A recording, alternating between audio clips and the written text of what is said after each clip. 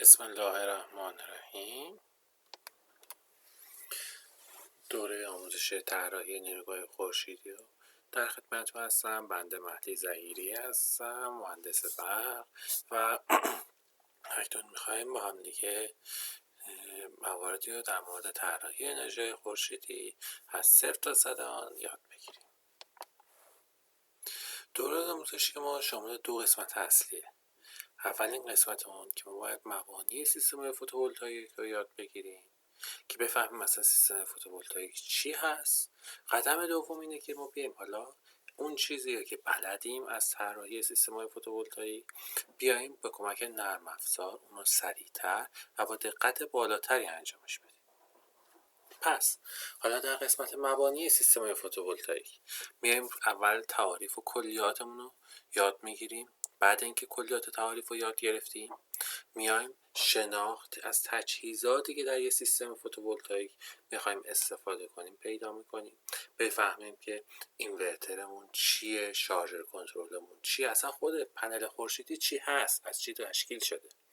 بعد از اون بیایم قدم بعدی رو برداریم، بیایم برای طراحی سیستم فوتوولتائیک قدم برداریم و وقتی که ما تونستیم روی کاغذ سیستم ساده رو طراحی کنیم و فهمیدیم کاملا چی هست این سیستم فوتوولتائیک، میایم حالا پامون رو میذاریم جلوتر، شقط بعدی رو برمیداریم و میایم میگیم نیروگاه خورشیدی یا با استفاده از یک نرم افزار روز دنیا به نام PV سیستم شروع کنیم که یک نرم افزار کاملا یوزر فرندلیه. میایم شروع کنیم به طراحی کردن و طراحی پیچیده و کاملا سیستماتیک و حرفه‌ای انجام میدیم. توی قسمت طراحی سیستم با استفاده از نرم افزار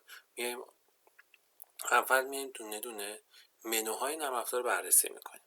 بعد اینکه با آنها آشنا شدیم یه سیستم متصل به شبکه یا آنگرید در ابعاد کیلوواتی یا مگاواتی، این که به اون دیگه فارم یا مزرعه خورشیدی میگن، شروع کنیم طراحی کردن. بعد میایم یه سیستم آف گرید یا سیستم مستقل از شبکه رو میایم طراحی میکنیم. بعد از اونی که یاد گرفتیم میایم توی بعضی مواقع ما میایم یه پمپ آب داریم، یه پمپ آب داریم در یک نقطه دور افتاده. با پمپ آب خورشیدی رو شروع کنیم طراحی کردن. یا در حقیقت هم پمپ آب خورشیدی هم یه بخشی از همون سیستم‌های خورشیدی مستقل از شبکه میشه. و در نهایت ما باید ببینیم توی آنالیزمون چه چیزهایی دخیل هستن، چه چیزهایی باعث تلفات در طراحی ما میشه. سایه اگه رو پنل خورشیدی ما بیفته چه اتفاقی میفته، تأثیرات اینا رو بررسی میکنیم تا بتونیم یک سیستم خورشیدی طراحی کنیم که کاملا منطبق با شرایط محیطی نصبمون باشه. سیستم‌های فوتوولتائیک. اصلا واژه فوتوولتائیک یعنی چی؟ واژه فوتوولتائیک یعنی تبدیل مستقیم نوری که حالا میتونه نور خورشید باشه که داره انرژی بیشتری هست، یا یک لامپ 100 وات، یک چراغ مهتابی باشه که میاد وقتی که روی پنل های خورشیدی ما میتابه، اینا شروع میکنن با استفاده این انرژی این فوتون ها رو تبدیل به انرژی الکتریکی میکنن. پس سلولای خورشیدی ما وظیفه‌شون تبدیل انرژی فوتون های الکتریکی به انرژی الکتریکی هست. اینو تا اینجا داشته باشیم. حالا اصلا یک پنل خورشیدی چی هست؟ یه پنل خورشیدی از چندین سلول خورشیدی ایجاد شده که واسه اینکه ما بتونیم انرژی بیشتری دریافت کنیم اونا رو گذاشتیم توی یه قاب، به هم دیگه متصل کردیم و بهشون میگیم پنل خورشیدی.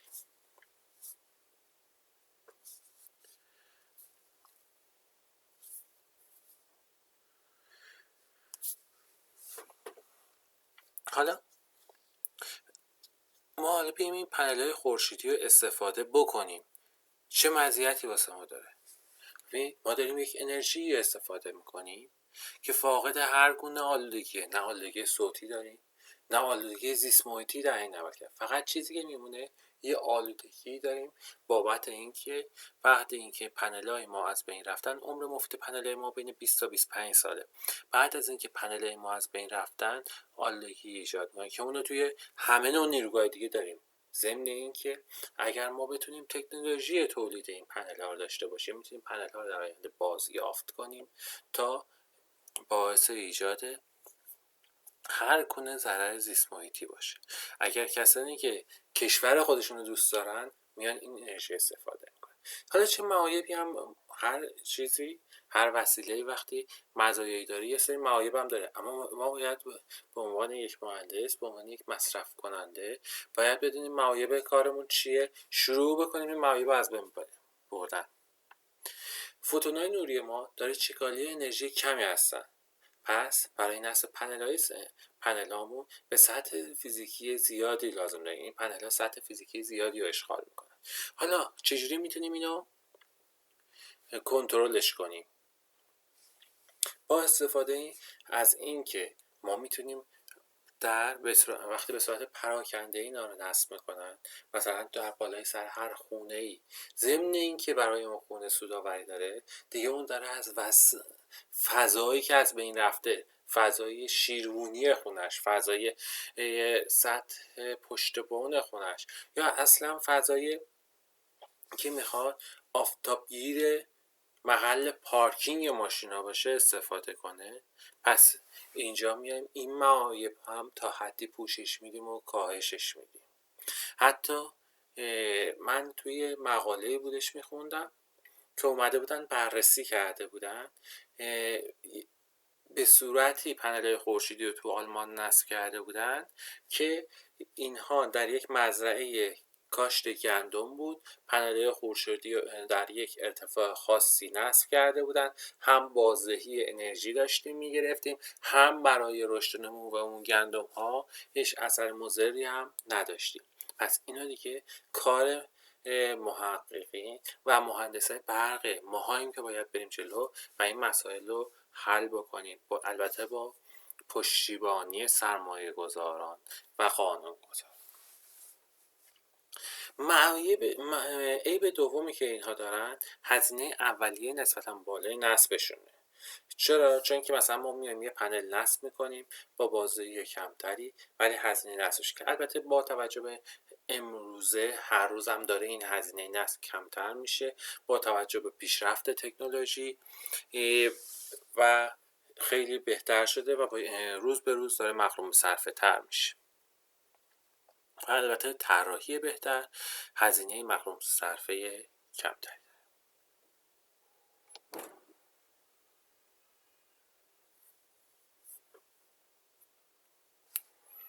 کاربردهای سیستم فوتوولتائیک چیه؟ حالا ما سیستم فوتوولتائیکمون اول ما بیایم اونا رو تقسیم بندی کنیم. ما چند نوع سیستم فوتوولتائیک، یکی سیستم‌های مستقل از شبکه که بهشون میگن آف گرید. یعنی چی؟ ببینید شما اینجا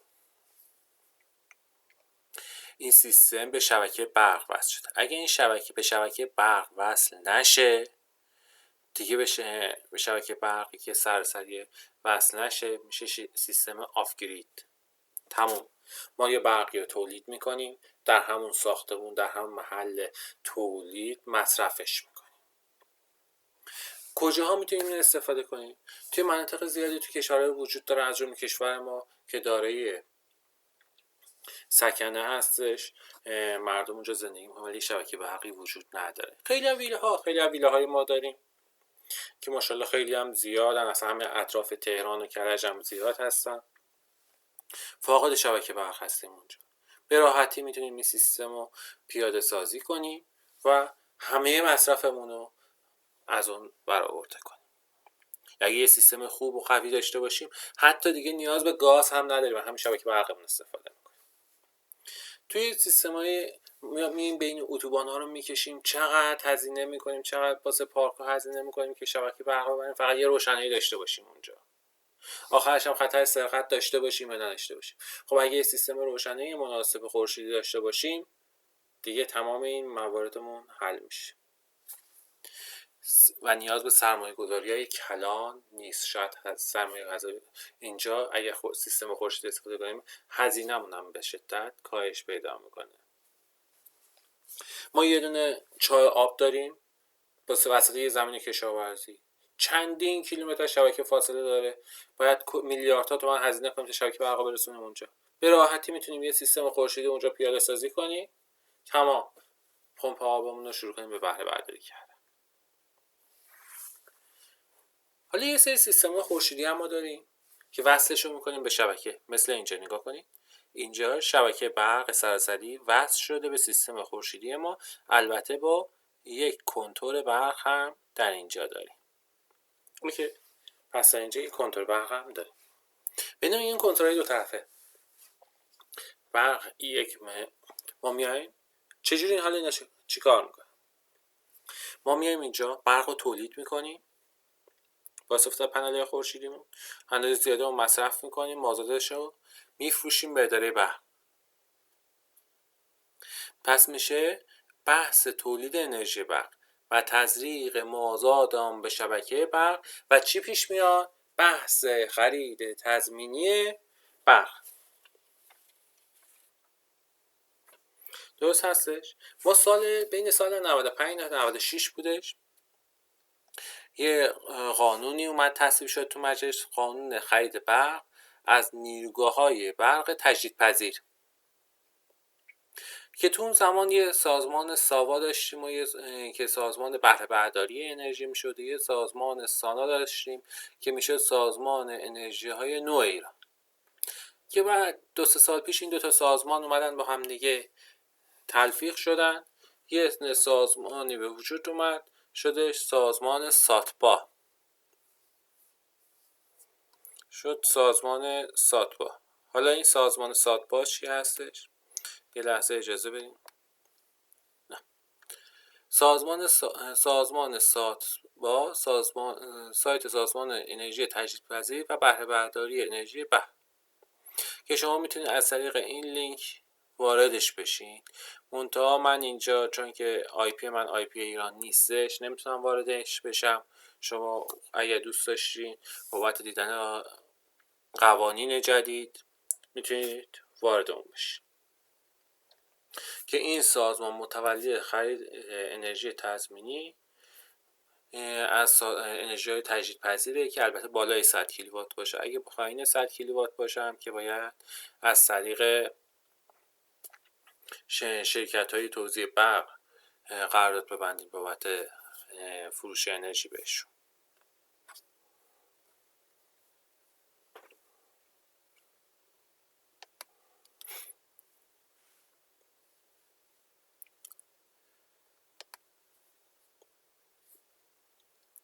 حالا سیستم های فوتوولتاییک مستقل شبکه‌مون،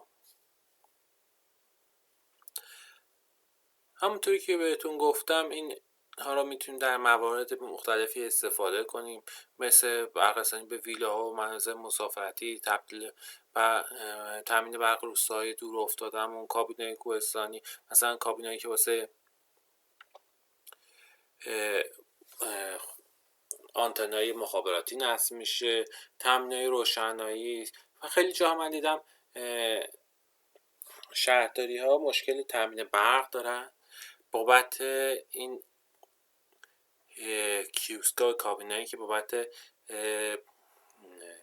بوستشتل این ایستگاه های اتوبوس هستش، بابت ایستگاه های اتوبوس هستش، یا همونطوری گفتیم واسه پمپ‌های آب، یا وسط کاتولیک یا خطای لولای ما هستن وسط بحر و بیابون. ما نیاز به برق داریم، چندین کیلومتر بعد شبکه بکشیم. من یادم به خودم یه چندین سال قبل یه قراردادی اجرا کردم، یه پمپ آب بودش، ما هم 4 کیلومتر 5 کیلومتر شبکه کشیدیم، یه ترانس 315 گذاشتیم که فقط بتونیم این چاه آب را بندازیم. ببینید چقدر هزینه شده اون زمان. خب چرا وقتی که ما میتونیم اینو با یه سیستم خورشیدی انجام بدیم چرا باید این همه هزینه کرد؟ یا واسه ایستگاه همه چی به این راحتی حل میشه. فقط باید به اطمینان کنیم یک سیستم مطمئن ایجاد و نصب و طراحی شود. حالا باید دید چه تجهیزاتی یا ما در سیستم‌های مستقل از شبکمون باید داشته باشیم یا سیستم‌های آف گرید ما شامل تجهیزات.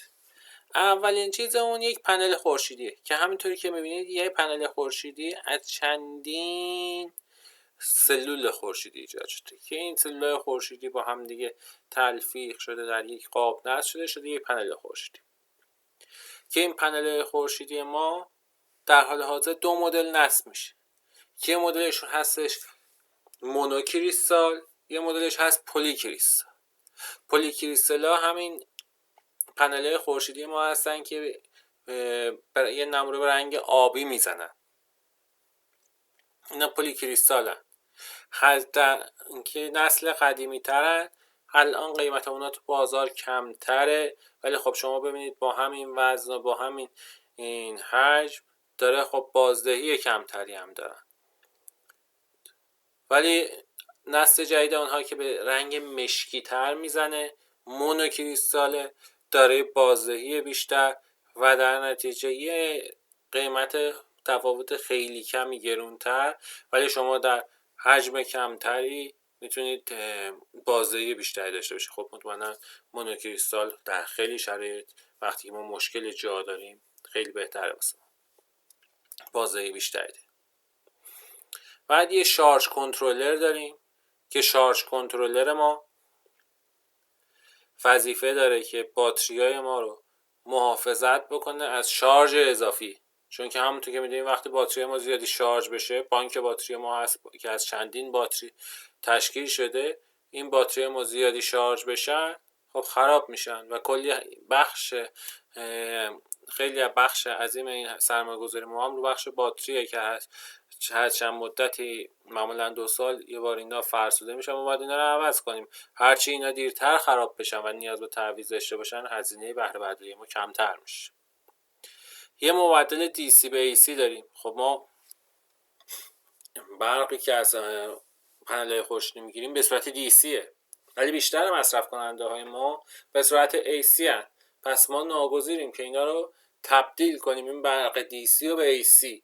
پس به یه اینورتر نیاز داریم که این اینورتر ما اینجا به ما کمک میکنه که ما بتونیم برق DC مون رو به AC تبدیل کنیم. حالا میایم سیستم فوتوولتائیکی که متصل به شبکه میشن که ما اینجا همونطور که میبینید بعد از این که تابلو اصلیمون مصرف اضافیمون یه تجهیزات اندازه‌گیری داریم، یه کنتور داریم که میایم برق اضافه رو داریم به شبکه تزریق میکنیم. همه تجهیزاتمون مشابه سیستم فوتوولتائیکی که مستقل از شبکه است، فقط ما نیاز به سیستم لوازم اندازه‌گیری دو طرفه و تجهیزات حفاظتی اضافی داریم.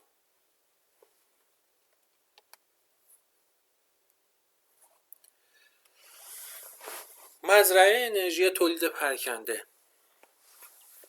سولار پنل‌های ما میان وقتی که ما میایم مثلا می‌خوایم 100 کیلووات تولید کنیم، 1 مگاوات تولید کنیم، اینا چیکار باید بکنیم دیگه؟ روی سقف یه خونه جوابگو نیستش. ما یه فضایی داریم، یه بیابون اصلا غیر قابل مصرفه. الان دبی اومده داره مزرعه‌های انرژی ایجاد میکنه توی بیابوناش که غیر قابل استفاده است، بهترین استفاده رو داره از فضای غیر قابل استفاده کشورش، داره سلولای خورشیدی نصب میکنه، انرژی تولید میکنه. چندین استفاده و کاربرد داره. یک، انرژی تولید کردیم، استفاده کردیم با کمترین هزینه. اینه چون که ما جای بخش عظیمی از هزینه ما بابت مکانیه که به این کار اختصاص داریم مکانی رو به این کار اختصاص میدیم توی بیابون که هیچ استفاده دیگه ما ازش نداریم. البته یه چیز هم مد نظر داشته باشیم تو طراحیامون دیگه، ما بهترین نقطه استفاده، دمای استفاده سولار پنلامون دمای 25 تا 30 درجه است. پس وقتی ما میبریم اون توی جایی که دمای بیشتری داره استفاده میکنیم، داریم بازدهیمون رو کاهش میدیم، افیشنسیمون رو کاهش میدیم. اما مهم نیستش، تعداد بیشتری نصب کنیم، فضا داریم اونجا، فضای بی نهایتی داریم. دومین، تا حالا این فوتون‌ها می اومدن به زمین میتابیدن، دمای سطح زمین رو بالا می بردن و باعث گرمی آب و هوا می شدن. پس ما داریم با نصب پنل‌های خورشیدی به صورت مزرعه‌های انرژی دمای محیطیمون هم کاهش میدیم در مرور زمان، بعد از 20 سال، بعد 10 سال. پس این هم به ما کمک میکنه. ولی همونطور که توی اینجا توی سمت چپ میبینی ما یه بحثی داریم به اسم انرژی های تولید پراکنده که چقدر شرکت های توزیع برق امروزه توی ایران دنبالشن، اما نه به این که به صورت مدرن جایی که همه دنیا داره استفاده میشه. میان مشترک رو خیلیشون میگیرن میگن آی تو باید دیزل ژنراتور نصب کنی. آقا دیزل ژنراتور 1000 تا هزینه داره، تو دوباره میخوای بیای بگی از گاز استفاده کن، از گازوئیل استفاده کن. ما همینطوری مشکل انرژی داریم تو کشورمون، شما چرا دارین مزید بر علت میشین؟ داریم از چاله در میایم میافتیم تو چاه. خب پس چی کار بکنیم؟ او چه سر صدایی هم ایجاد میکنن این واسه کارخونه. اصلا نمیشه نزدیک کارخونه. بدبخت یه کارخونه کفش داره، ما میایم یه دیزل ژنراتور رو واسش میذاریم، 2 تا دیزل ژنراتور واسش میذاریم، سر صدای ایجاد میکنه. همه بدبختا بعد یه گوشی بزنن تو گوششون کر نشن. فقط اینو من به چشم دیدم. حالا ما اینو چیکارش بکنیم؟ چه مزیتی واسه ما داره؟ اول اینکه ما اومدیم از سطح سقف مشترک استفاده کردیم واسه تولید انرژیمون، واسه تولید انرژی که هیچ گونه صدایی، آلودگی نداره. پس هیچ گونه مزاحمتی هم واسه مشترکمون نداره. فقط یه چیز باید در نظر داشته باشیم، آیا این سقف مشترک ما تاب و توان نصب این پنل خورشیدی ما رو دارن؟ چون هر کدوم از این پنل‌ها یه پنل 400 کیلووات بدون 20 تا 25 کیلو وزنشه. اینو فقط بحث سازه‌ایش هم باید در نظر گرفته بشه. خب این پس یه خاصیت هاش. 2، گفتیم اگر فضای مشترک تا اونجایی که فضای مناسب داره بیاد نصب کنه، انرژی تولید میشه. خرید تضمینی هم باید انجام بشه که پا گذاشته جلو، مجلس تصویب کرده، همه اوکی. اما چند تا موضوع اینجا پیش میاد. 1، قیمت خرید تضمینی با توجه به دلار باید برود بالا، نه به ریالی که بابت این که 1000 تا مشکل دیگر بخوان تو ایران ازش مشکلشو با آوردن پایین تر آوردن ارزش ریال دارن جبران میکنن. قرار نیست من مشترک بیام تونشو پرداخت کنم. باید من به صورت تجارت، من میخوام یه تجارت جهانی بکنم، پا تو عرضه تجارت انرژی گذاشتم، باید با قیمت انرژی دنیا کل دنیا دستمزدمو بگیرم، چون که دارم تجهیزاتمو با قیمت دنیا بخرم. پس هیچ مسئله قابل بحثی در این مورد نداریم. اینو لطفاً همه کسانی که سیاست گذار هستن چشمشون رو به این موضوع باز کنن. دومی موضوع،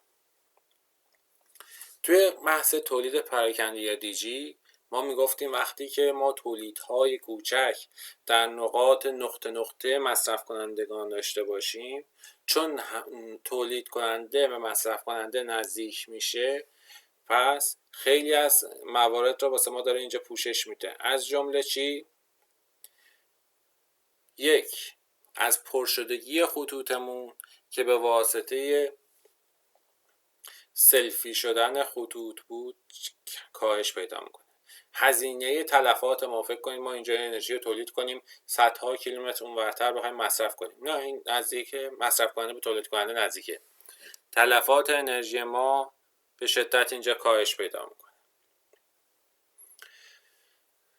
هزاران تولید کننده کوچک داریم که میتوانیم هر به طور مثال 100 تا از اونها معادل یک تولید کننده بزرگ باشه. پس خیلی مسئله مهمیه داریم. ما باید به دنبال این موضوع چراغ برداریم و حرکت کنیم، نه اینکه آن رو کاری کنیم که با سیاست گذاری غلط برای قیمت ها به فراموشی بسپاریم.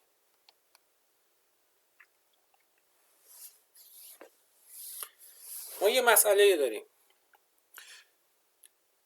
یه میزان شدت تابش خورشیدی داریم که اون شدت تابش خورشید ما وقتی خارج از جو زمینی هلوش 1367 وات بر متر مربع، اما وقتی که این میاد از جو زمین رد میشه، از اتمسفر رد شه، به صورت گسترده‌ای کاهش پیدا میکنه، دیگه اون مقدار نیست و در فصل‌های مختلف سال با توجه اینکه فاصله زمین از سطح خورشید فرق میکنه، این مقدار هم کاهش پیدا میکنه. ابر میاد جلوی تابش خورشید، این مقدار کاهش پیدا میکنه.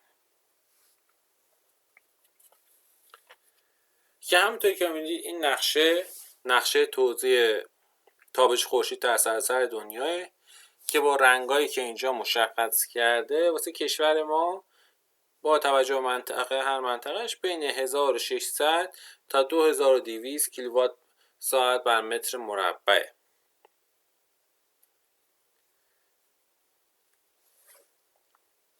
اما حالا این نقشه رو ما اصلا از کجا آوردیم؟ از سایت زولارگیس اینفو، زولار GIS اینفو. سایت زولار GIS اینفو رو من واسهتون اینجا بازش کردم. به این قسمت مپش، نقشه هاش که میادش منابع اطلاعاتی رو واسهتون میگه. ببخشید که من بعضی وقتا دارم صحبت میکنم یه سری کلماتی رو میگم که شاید شما متوجه نشین، توی تلفظ آلمانی شما اشتباها دارم میگم، عذرخواهی میکنم من خدمتتون. سولار GIS اینفو، بله اینجا هر نقطه ایو، الان ایران شما میخواید میرین روش کلیک میکنید، بزرگترش میکنید، اطلاعات کامل برای طراحی سیستم‌های زولارتون رو اینجا میتونید پیدا کنید. خب فکر میکنم دیگه برای امروز کافی باشه و خداحافظی میکنم از خدمتتون تا جلسه آینده.